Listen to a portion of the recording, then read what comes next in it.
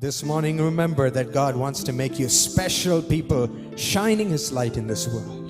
இந்த காலையிலே இந்த உலகத்தில் அவருடைய ஒளியை பிரகாசிக்க பண்ணுகிற விசேஷித்தவர்களாய் தேவன் உங்களை வைத்திருக்கிறார் என்பதை நினைவில் கொள்ளுங்கள். Even at this moment, let's look at a life of a person in the Bible who shone his light through an entire crowd. இப்பொழுதும் ஒரு பெரிய கூட்டத்தின் மத்தியிலே தான் பெற்ற வெளிச்சத்தை பிரகாசிக்க செய்த ஒரு கதாபாத்திரத்தை வேதத்திலிருந்து நாம் கவனிப்போம். A man who followed Jesus and carried his light throughout the world. இயேசுவை பின்பற்றினவராய் உலகம் முழுவதும் அவர் அருளிய வெளிச்சத்தை சுமந்து பிரகாசிக்க பண்ணின ஒரு மனிதன். He is my favorite character from the Bible. வேதத்தில் எனக்கு மிகவும் பிடித்தமான ஒரு கதாபாத்திரம் இவர்தான். Turn your Bibles to Acts chapter 6 with me. என்னோடு கூட அப்போஸ்தலர் 6ஆம் அதிகாரத்திற்கு உங்கள் வேத புத்தகத்தை திருப்பிக் கொள்ளுங்கள். There we see a person named Stephen. அங்கே ஸ்தேவான் என்றும் பேருள்ள ஒருவரை பார்க்கிறோம்.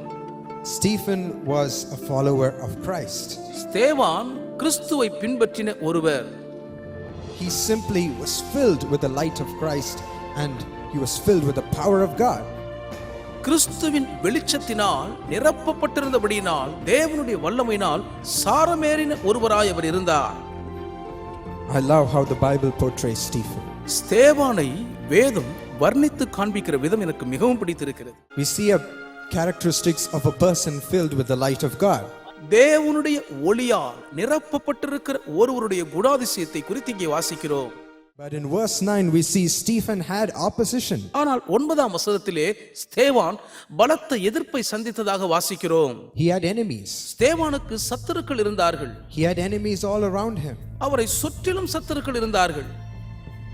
They began to argue with Stephen saying what you're saying is wrong. ஸ்தேவானே நீ சொல்லுகிறது தவறு என்று அவர்கள் ஸ்தேவானோடு கூட தர்க்கம் பண்ண ஆரம்பித்தார்கள்.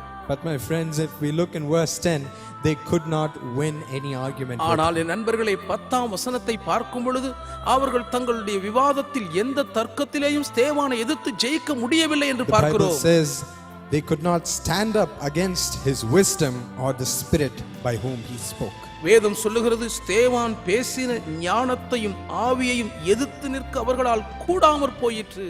When people see everything right in your life, when people can't find a fault with you, they tend to pick up false witnesses against you. உங்கள் வாழ்க்கையில் எல்லாம் சரியாக சீராக இருக்கும் பட்சத்தில் குற்றமே கண்டுபிடிக்க முடியவில்லை என்று வரும் பொழுது உங்களுக்கு எதிராக பொய் சாட்சிகளை எழுப்ப மக்கள் முயற்சிப்பார்கள். They try to create lies against you. உங்களுக்கு எதிராக பல பொய்களை திரிக்க முயற்சிப்பார்கள்.